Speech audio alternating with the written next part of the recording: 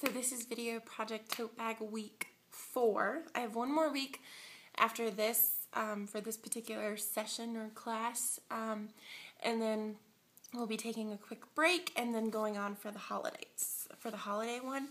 But I don't know if I told you guys this, but the instructor for the class and I are actually friends. We meet up with the kids for play dates and stuff like that. So her and I talked about it, and I'm just going to go ahead and continue with my whole, making a quilt or afghan out of, knitted squares and different patterns and textures or stitches. So she's going to just continue to kind of help me and teach me different stitches, and so that I can put it all into this cool, crazy afghan.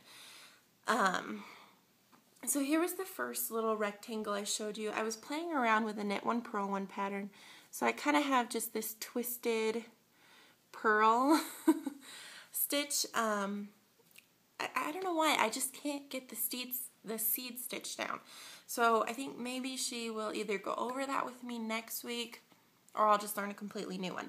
This week though, I learned how to do a simple rib stitch, which is really hard to show you guys in this dark color, but I love this because it's super stretchy. So like if I were to make a sweater or a hat, this would be a perfect stitch to use because of how stretchy it is. But I love sort of this whole, it's exactly what it is, this ribbed pattern, and this is in a knit 2, purl 2 pattern. I did this one 22 stitches across, and then just made it about, well, I don't know, whatever, however many inches that is. So, but because I was just learning how to do this one, I did it in a small, thing. So I kind of actually finished this like the next day. So I've started it again in a larger and lighter color.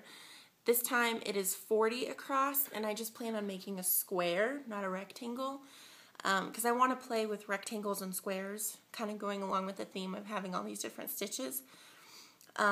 So it's probably only going to be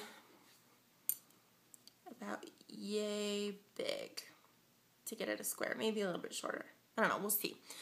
But I actually hope to have this finished before I go into my next class so that I can start a completely new stitch.